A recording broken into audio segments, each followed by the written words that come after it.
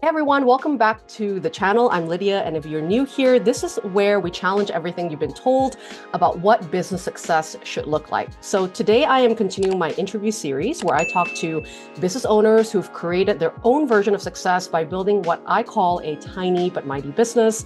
And these are businesses that are intentionally small but incredibly profitable. And they're designed around the business owner's life, right? Rather than consuming it.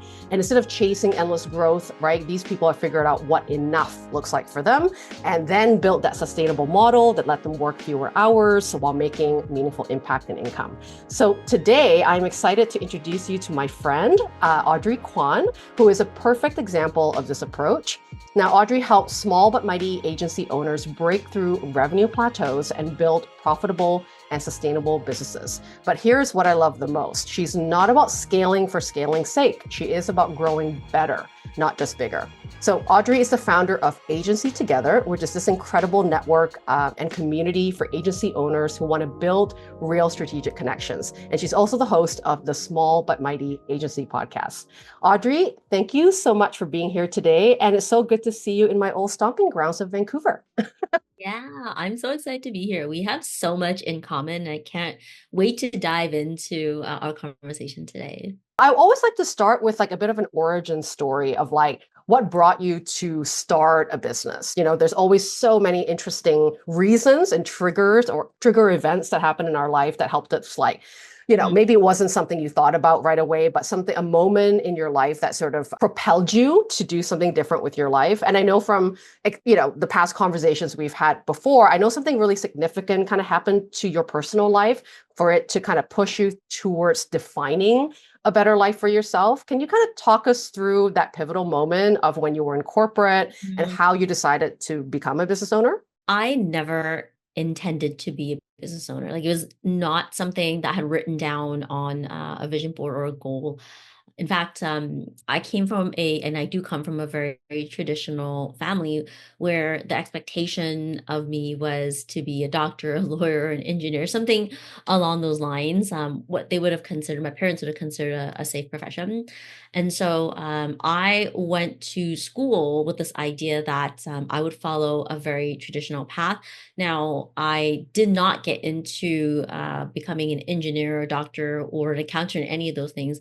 I decided that I was going to go into business. And so when I finished school, I started working for agencies and then I went client side, which means that the agency that you work with has clients and the clients hire you and you end up helping those clients build out their marketing teams.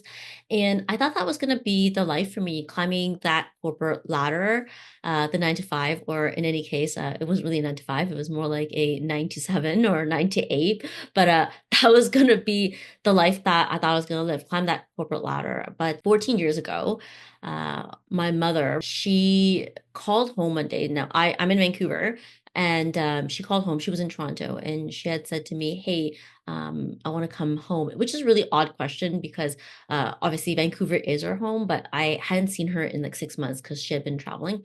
And so I said, "Yeah, yeah, of course, come home." And when she came home, she saw a doctor. Like immediately she got off the plane and 24 hours later saw a doctor, and doctor told her to go to the hospital, which she did. And she'd never checked out of that hospital. So from landing in Vancouver to stepping into the hospital to passing away was about 3 weeks. And it was one of those things in life that you just didn't know was possible. Like I didn't know you could lose someone that quickly with a diagnosis like cancer. And so she had pancreatic cancer. And so I lost my mom in 3 weeks, and that created a lot of questions for me. Uh, it it brought me into more of a soul searching phase for myself, and in particular, um, I thought of it as the moment where you step off the curb and the bus hits you and you're gone. Like that was that type of moment for me where I had something step off the curb and a bus hit me and I had no idea like what to do in terms of that moment in my life, but I did know something that was true. And the one thing that really came to me was that the current life that I was living wasn't really the one that I wanted for myself. And I felt that like deep in my bones. I spent a year trying to figure out what it is that I wanted to do. And I really realized for myself that the career that I had built for myself, climbing that corporate ladder, achieving goal after goal, all those things were accomplished because I was trying to prove my worth and my good daughter status, so to speak, to my parents, because those were things that were expected of me. And that was when I decided that I really want to build something that was different. I wanted to do something that was more me and felt more like I could have a life as opposed to just show up, go to work, and clock out, and then check off the box and reach the career goals that I think were never part of what I truly wanted for myself. So that's how I started my business. I decided that I didn't want to work for someone else. I wanted to work for myself. I finished a master's degree first, and I took the savings that I had and I said, see you later. And I wouldn't recommend that for everyone. I would not recommend that for everyone, but really I was at that place in my life where I was like, it's either now or never. And my thinking was, hey, I could always go back to a 9 to 5 job. And if I don't take this opportunity now and take this risk, at that time it looked like a big risk. But I would say looking back now, I think the bigger risk would have been not to actually take that path. That's how I started my business. It was really a moment where I realized my life in itself up to that point wasn't truly the life that I wanted. And I was really living it for someone else. And that person was my mom. And once she passed, it really opened up the doors for me to ask questions about what I truly wanted for my future. Hmm. That's how the business really got started. Wow. We share a lot of kind of that family traditional history together. Like, my mom's a Malaysian mom, and I always, joke about it, like in a lot of the other videos of her being like the epitome of a tiger mom. She was very traditional, very religious, very, even till today, I don't think she really knows what I do.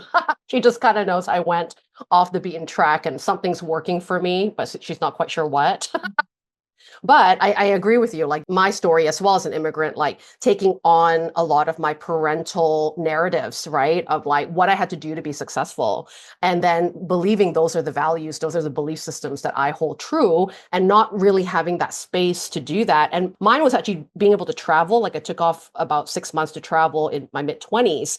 And that experience actually detached me a lot from just the normal people, my family, right? Like just doing my normal day routine. And it allowed me to see possibilities that didn't appear, right, in my reality when I was just working a 9 to 5 job. And even with your situation, with a bit of a almost like a pattern interrupt to your day with your mother's passing, right? That moment, obviously, a very sad, experience for you, but that also kind of brewed inside of you or burst inside of you a different, almost like I think, lease on life. Like it's like I think the theme of death, whether it's something that happens to us, where we have a near death experience, or someone close to us do pass away, it makes us kind of recalibrate what's important in life, right? I think it was an opportunity for me to also look at my mom's life and ask myself the question. She was young. First of all, she was 67 when she passed. And so she had a lot of life to live. And so that begged the question, if I were my mom, what might I have regretted in my life? Like if I were to pass away at that age, what would I Hmm. regret? And I think that was the reflective question that really catalyzed a lot of decisions I made after my mom passed away. I think people say that life is short, and I think that it's a saying that kind of lives out there until it comes close to the heart. And with my mom passing, it wasn't this concept that life is short is kind of out there anymore. It really came really close to my heart, and I really saw how short life was and how we could step off a curb and be gone. And that's the nature of life. There are uncertainties and we don't know what to expect. And I think that was the real catalyst for me to make that decision. I think I was always raised to take the safe choice as well too. So the safe choice being like, hey, why would you go and build a business when you can go work for someone else and get health insurance and have them pay, your paycheck? It was like the way that my parents thought, right? In terms of what was good for me was always to take the safe route.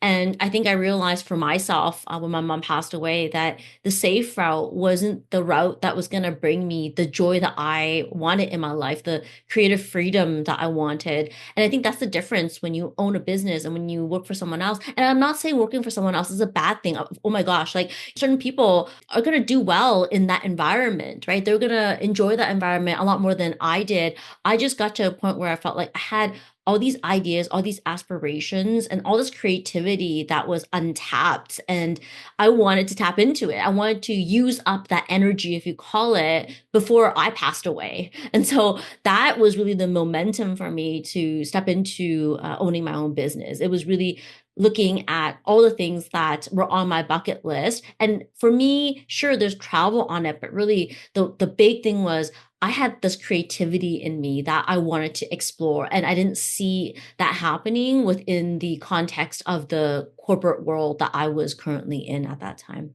Yeah, I totally resonate with that. Thank you. Thank you so much for sharing that story because it just paints the picture of sort of what helped you Mhm. get to where you are today. I want to talk a little bit about your body of work because obviously you've worked in the agency side of things, right? When you were working with an organization and a corporation, and then you, right, bridged over to owning your own business. And you and I share, when we first met, one of the things that I loved is when I looked at your website, you had like small but mighty, right, as one of your little lines on your website. And when I read it, I was like, yes, I'm tiny but mighty. Yeah, someone gets it. It's Yeah. awesome. But what's that like?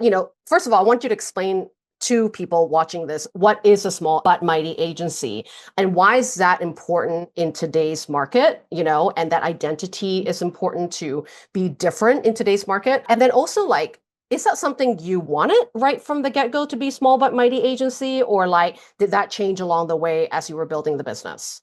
I gotta say this, small but mighty isn't about playing small at all. So I think we can be small but mighty and still play big. But the small but mighty mindset is about choosing how you want to grow versus being told how growth should look like. And I think small but mighty is really a rally cry and identity for people who are against the norm of like there's a lot of marketing out there, there's a lot of like language out there, and I call it bro marketing, where Me there's a lot too. of people telling us that, right? Like there's a lot of people telling us that if you're not this size, if you don't make this amount of money, if you don't do A, B, C, whatever that is, then you're not successful, right? And I think it's very possible, and I've done it and I've created it, and you have too, to be small but mighty and successful, right? So that means that I get to choose what size business I want, right?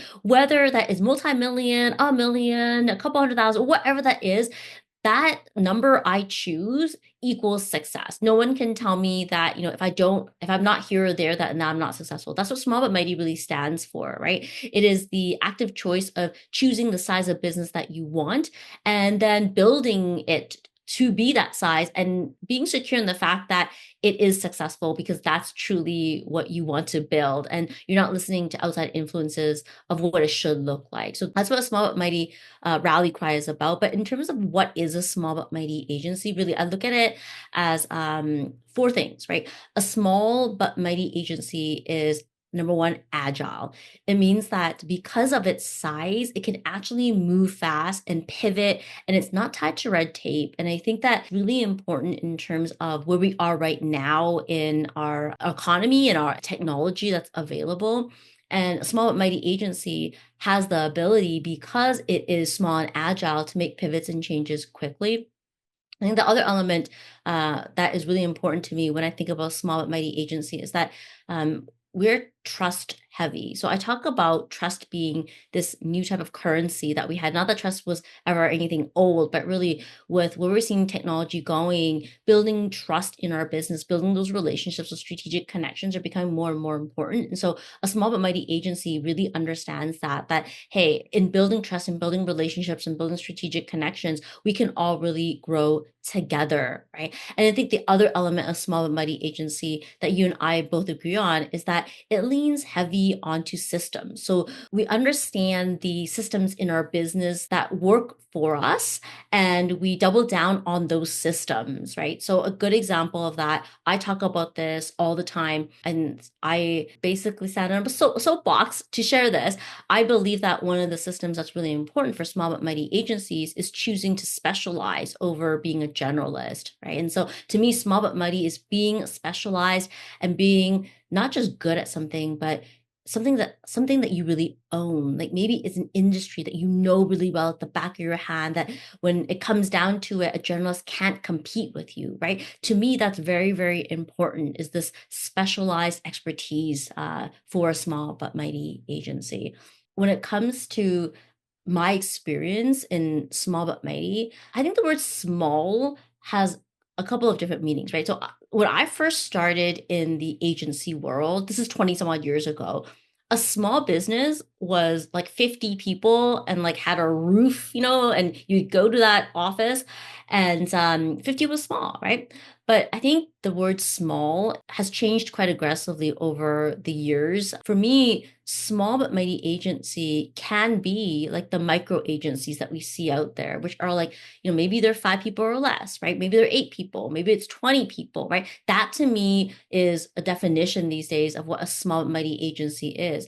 It is no longer the traditional definition of we're 50 people. It is 20 people and under. And in some cases, I would say what we see more now than ever are micro agencies. And those are the 8 people and less type of agencies. That's how I would really define a small but mighty agency. Yeah, I love what you said about that being a specialist is actually a system, because when people think about systems, they're thinking about, oh, how am I automating things? How have my client onboarding going as a system, right? Marketing systems. But actually having a niche system, right? Like understanding the boundaries around where you specialize so that you are sought after for that specialty is how you stand out in the marketplace, because there are just more and more competition, right? Every single time, more people being in a particular industry. And it is so hard to compete these days, right? Especially with AI, right? Coming into the mix and everything, to be more specific in the thing that you help with so that your time is spent mastering that craft, right? Mastering that one thing, can be such a beautiful, not just a beautiful expression as a business owner, but also it helps to organize a lot of like what you do in the business in order to promote or market or find clients. It's so specific that you're not inviting all the people to work with you. You're inviting very specific people that want that thing and are willing to do specific things to get there. And that actually eliminates a lot of that trying to people please. Because I remember when I had 8 different offers, before I became more of a minimalist business, it felt like I was successful because I was like, oh my God, look at all the things I have to offer. But internally, the operations was chaotic, right? In order to launch that many things and to serve that many problems, right? For so many different people. I kind of want to learn about like your lessons learned from when you first started your agency as a business owner to like what you now know to be true, like what were some of the messy stuff you're like, oh my God, I can't believe I did that. Like me launching 8 different products a year. What were some of the key things that stood out for you were like, okay, that's what I thought would have got me to my success. And what is the better, not the bigger thing, but the better thing that I now do that really helps my business to be successful? Yeah.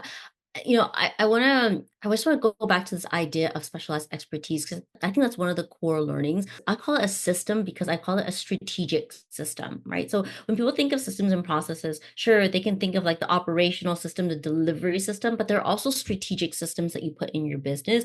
And to me, specialized expertise, another way to say it is niching, right, is a system, because much like you said, one of the biggest lessons that I've learned, and I've helped to sell and exit an agency, and it's in that work that I've really garnered a lot of IP, if you can call it that, in terms of what it means to build something that is scalable at the small size, right? So if you want to have a small but mighty agency, a small business, it's about focus. So like you just mentioned, one of the key things I learned is, look, number one, the niche is a focus. When you have a niche or a specialized expertise, it allows you to narrow down all the other operating systems in your business, right? So for example, you talked about like these 8 offers that you have, right? When you are specialized in a niche and you really understand the client that you're serving, you're not going to need 8 offers. You might identify two or three offers that work really well. Sometimes you don't even need two or three offers. I think in the agency world, we talk about having three offers, but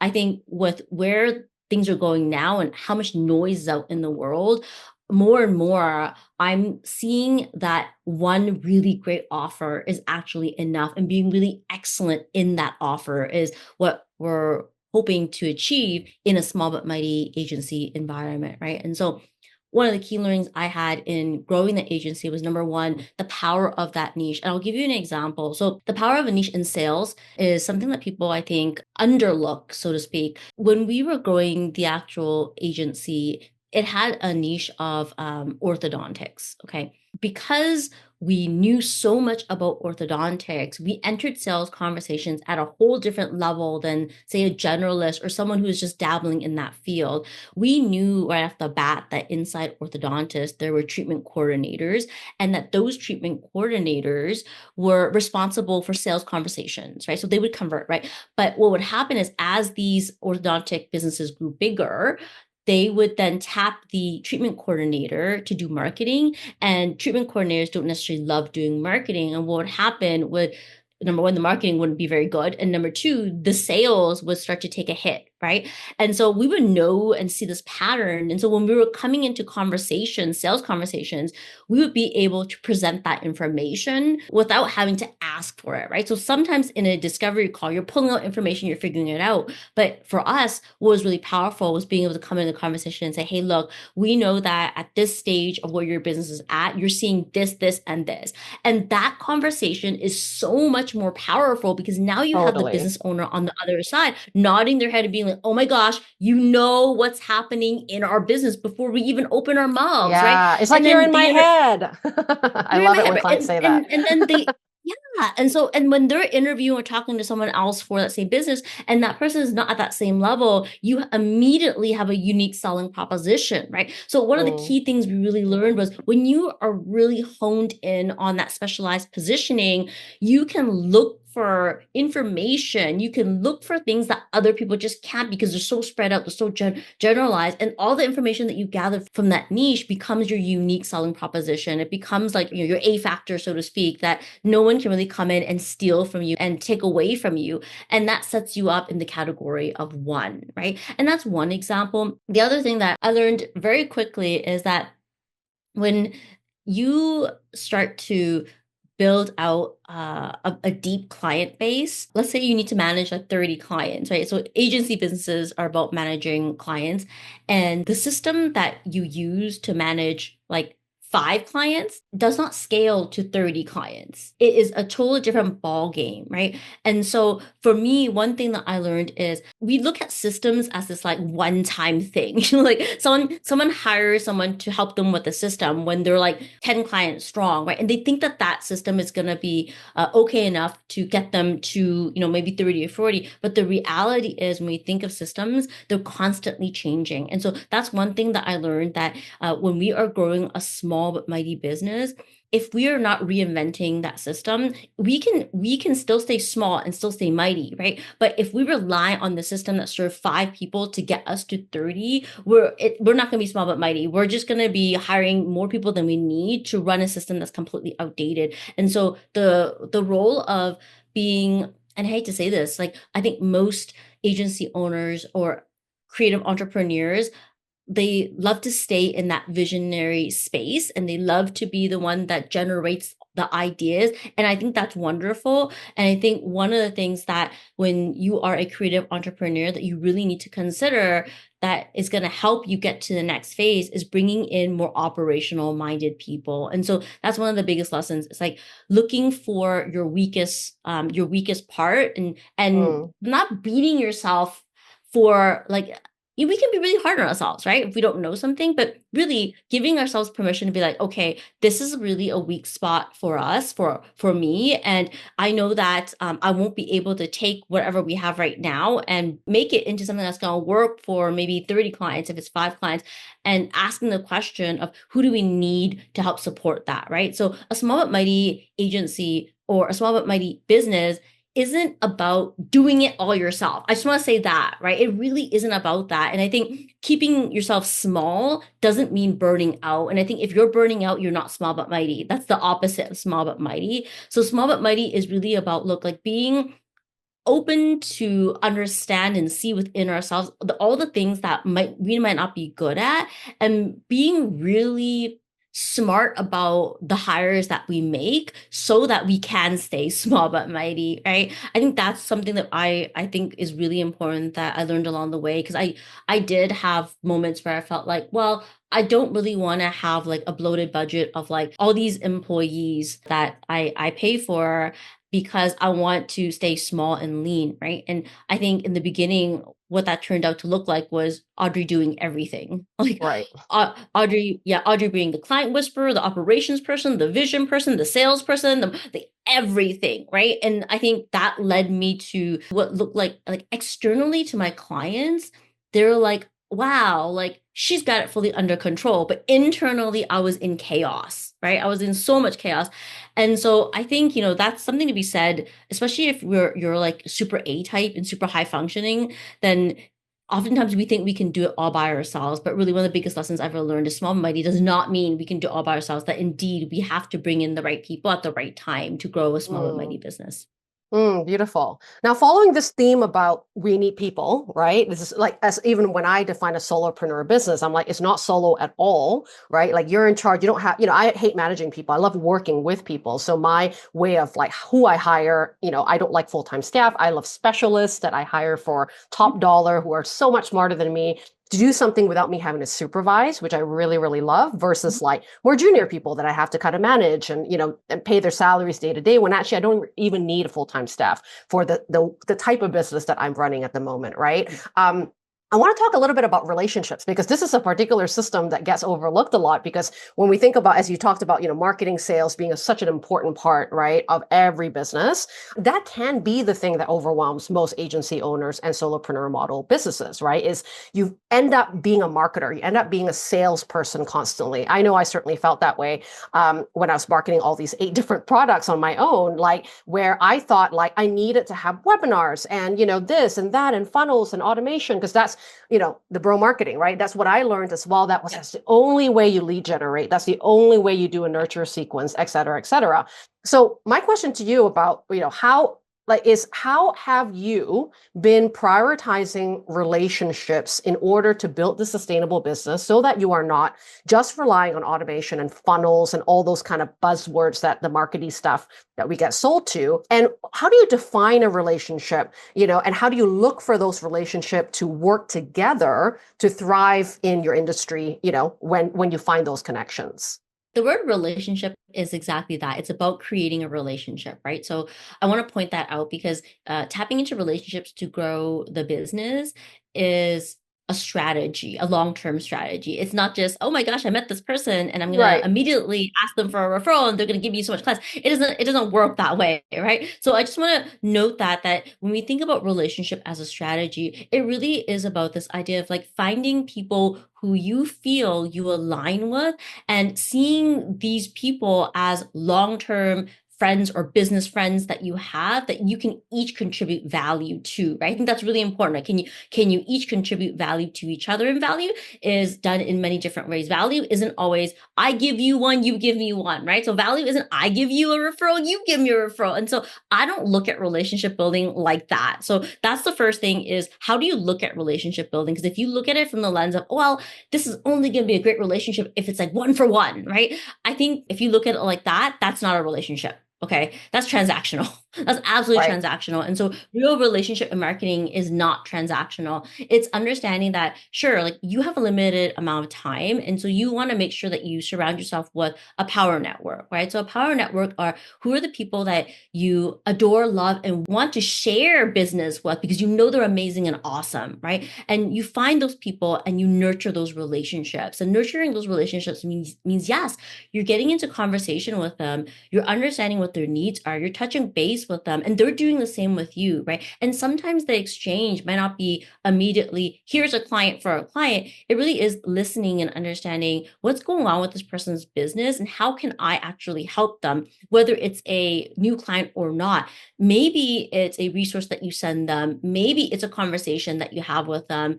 Maybe, if they're in the same city, it's just going out to have a meal together because you notice that that person could use some community, right? So to Mm. me, relationship building it's not just this relationship building for business isn't one no. It's not let's talk about referrals and trade referrals. It's not about that at all. Okay. So I want to point that out. And for me, I think the one question that people have asked me is, well, how do you maintain all these relationships? Okay, so oftentimes when I talk to someone, I'm actually very curious. And I think if you're a curious person, you're great for relationship marketing because when you're curious, you ask questions, you learn about people. And when you ask a lot of questions, you tend to surface a lot of like needs that pop up. And for me, I do have a mental Rolodex.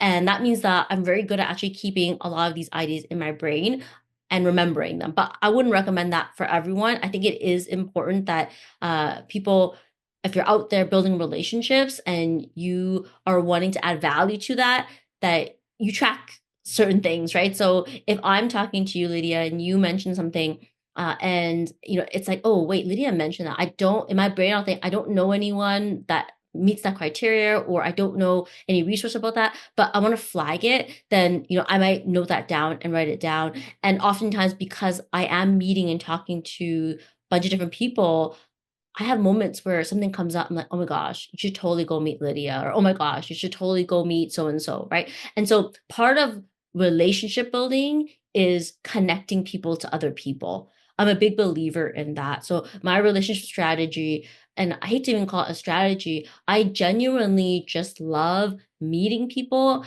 and learning about them, being curious about their needs, and then meeting more people and being like, you should totally meet this person over here because you guys have so much to talk about. And I have found by doing this, and even inside agency together, like I've seen this type of relationship really help grow businesses. So I'll give you an example. A member introduced another member to someone that they thought actually would be a great client, but that person was like, I'm not ready to start this project yet. But because they were so thoughtful in that connection, the original potential referral really hit it off with the agency together member, and then said, I do know someone who could really start a project right now, introduce them to their friend. So really that person then spoke to the friend, and a 5-figure project came right out of that, right? So I think when we're really intentional about connecting people who vibe well, who share values, and those people really get along, even if there's no immediate business out of that, there's an outflow of potential that comes from that, right? And I've seen it Mm. happen inside agency together.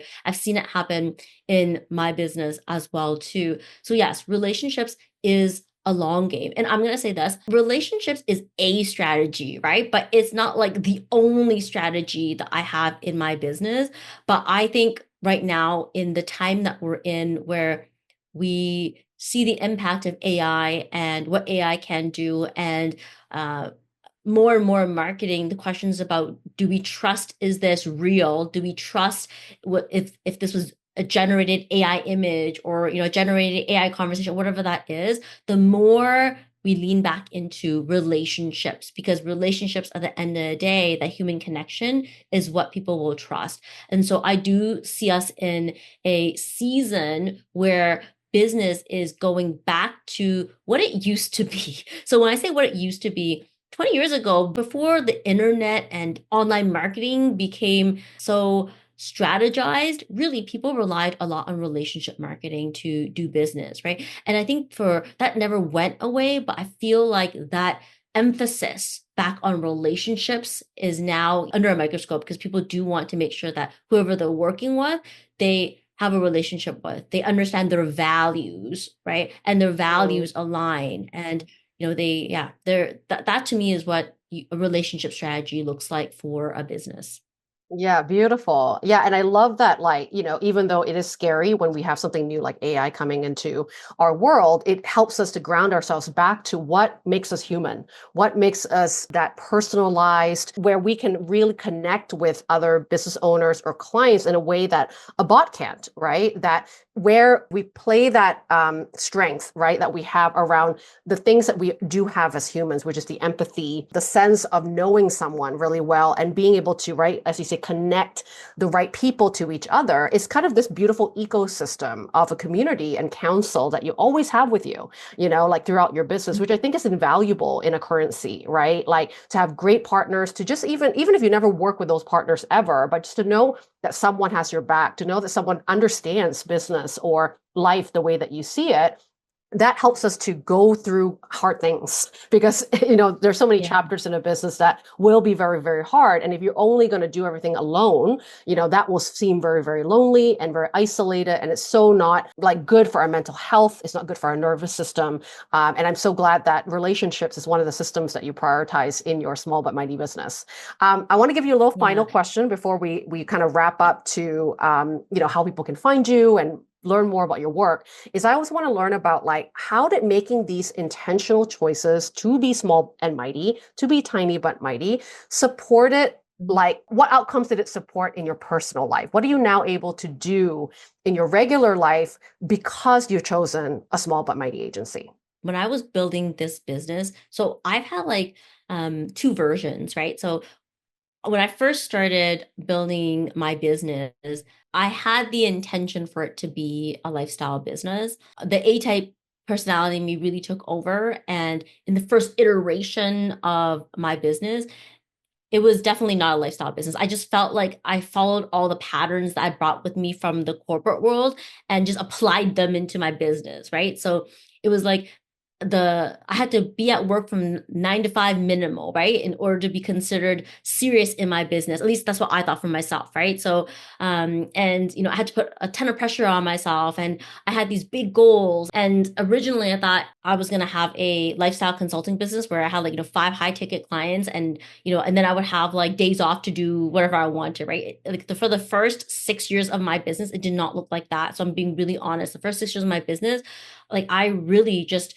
had these big goals, ran for the goals, and yeah, I hit them. But after I hit those goals, after we finished selling it as an agency, I looked back and thought to myself, I just recreated the entire situation that I was actually trying to leave because I only knew how to do it that way, right? Which is really like hustle, hustle, hustle, right? And so I would say that it's been in this tail end, this last 7 years, that I've really navigated this business to fit the lifestyle that I truly want. It's not logical, but more like real, like not even realistic. I think the better word is like looking at money from this place of I don't always need more and more and more and more of it. Okay. So I think in the first 6 years of my business, like I had this like exponential growth is amazing. Like I didn't want to put a barometer on how much I was going to grow. And it was really determined by revenue. Like somehow it just became this revenue chasing game for me.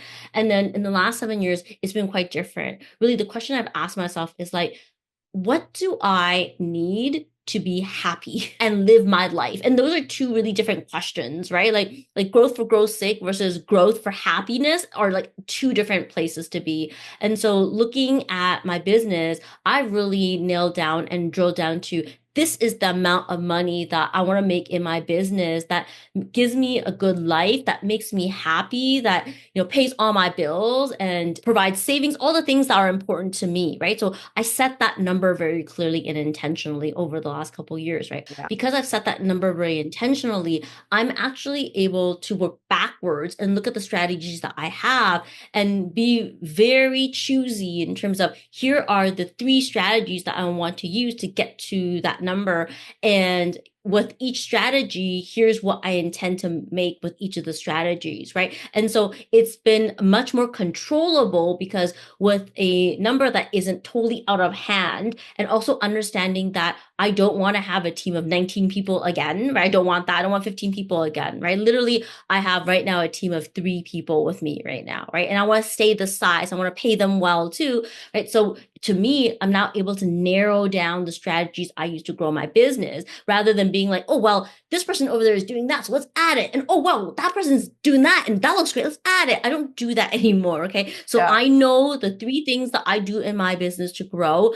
And as long as I know that every day I am hitting the goals for those strategies, I am successful. Check, check, check, right? No more comparison syndrome where I see 1,000 people doing 1,000 different things and tell myself I should be adding all those things into my business, right? Mm. That's one way I've redefined success for myself. And I would also say this, I have also tuned out of a lot of social media. So I am a big fan of LinkedIn. I am on LinkedIn a lot. I love LinkedIn, but for me right now, success looks like not being on Instagram all the time. So when I am on Instagram, I tend to go down the rabbit hole of comparison, right? And I tend to find myself feeling like, oh, that's right. I'm not doing this, this, and this. Look at all these other people, and I will compare myself. And I think that that's, to me, success is not comparing myself to others. And part of that is literally getting off of the channels that I don't want to be on. And here's the other thing that I define as success. So in my work week, I choose not to take meetings on Monday. My Mondays are days where I get to live my creative spirit. So what that means is I get to go down the rabbit hole of my thoughts and explore those thoughts and ideas and creativity, whether they go somewhere or not. Okay. Because the being that I am, I have a lot of ideas and I want to play with them, right? Sometimes those ideas lead somewhere, sometimes they don't. But I don't want to be stuck to the idea that if I come up with a thought, I have to follow through and make it a reality. I just want to play with ideas and then come up with a parking lot of them and then choose something I really want to go forward with, right? So Agency Together, which is my community for agency owners, came about in that way, where it's like I had a whole bunch of Mm. different ideas that were created on like a Monday fun session, right? And Yeah. and then that idea in itself just kept coming back to me over and over again on a Monday as I can't leave this idea alone. So I invested in that idea, right? Because it kept coming up. So that to me is, a small but mighty successful business because I now have Mondays to creatively explore all the things, right? On Fridays, okay, Fridays are like my marketing days. So I carve out the entire Friday to do marketing activities, right? So I get to Friday, I don't take meetings again, and I just work on my business on marketing. And that to me is creating a business that honors the life I want to live. I get a Monday for creativity. I do client work, I do consulting, I do coaching on Tuesday, Wednesdays, and Thursdays. And then on Fridays, I work on the business specifically on the marketing side of things, right? Or if something comes up in terms of systems, I'll add that in there too. But to me, that's very honoring. And here's the other thing. My husband, he's a chef, and so he doesn't have like Saturday, Sundays off. So he's got odd schedule because he's a chef. And so right now he has like Wednesdays and Thursdays off, right? And so to me, the definition of success is, oh, look, it's a Wednesday, and every month there's one Wednesday there where I decide that I'm taking a whole half day off to spend with my husband for the full day. That's success to me, right? Being able to say, Totally. hey, I don't have to take a Saturday and Sunday off. I can choose to take the Wednesday off and hang out with the hubs because he's off work. That to me is also success, right? Anyhow, I share this all because I just want to say that to me, success is defined by how I want to carve out my week to look like the way I want it to look. And I think as long as I can keep doing that, carving out the week to honor how I want to work, but also to honor my creativity that allows me to explore things without making everything I put down on a piece of paper have to go somewhere. That's important to me. I love the thinking time that you get on Monday because that's also the one thing that I enjoy. Like one of the biggest thing that made me feel really good and really successful in my business is not dreading Mondays that I used to do when I was that hustle business owner Mhm, and definitely in corporate, right? It's that Sunday at 7 p.m. I have the Sunday dread, because of the Monday morning that's approaching. And now having mhm, the flexibility, to design Mondays to be more spacious is my thinking time day as well. Kind of lets me ease into the week with a bit more gentleness rather than like, okay, go mhm, time, clients, this, planning, marketing. Like I don't do any of those kind of like brainy things like that I have to like strategically do, but actually it's just a moment for me to ease into like what I want to do this week, what feels good, what feels right, gives me a time to audit what's been happening and gently go into the week with my nervous system more regulated rather than kind of Mhm. feeling very stressed in the beginning of the week, which is really nice. So Yeah. thank you very much for sharing that. I want people to be able to find out more like what you do for work, how to learn more about what you write about, if it's LinkedIn or your website. What's the sort of like best place to find you, and what do you want people to check out first? So I have a podcast. It's called Small But Mighty Agency. If you are a small but mighty agency founder or agency leader, go check out the podcast. Go over to Spotify or Apple and follow us over there.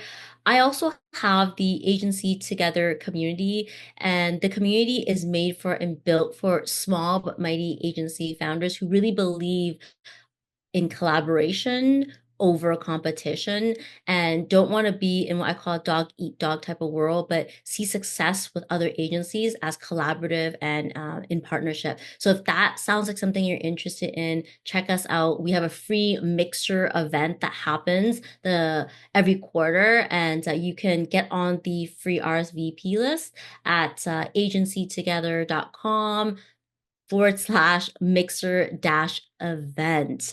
That would be the best place to come check us out. Thank you so much for being so generous with your time. I know you have to go quite soon, and please have a beautiful rest of your day in Vancouver, my beautiful hometown. And yeah, I hope that we get to have another chapter of this conversation because we always have so much to talk about when we get together. I feel like there is a part two brewing within us for sure in the next round. 100%. There's always so much we haven't tapped into when we connect. And I think that there's going to be part two coming up. Yeah. Totally. Thanks, Audrey.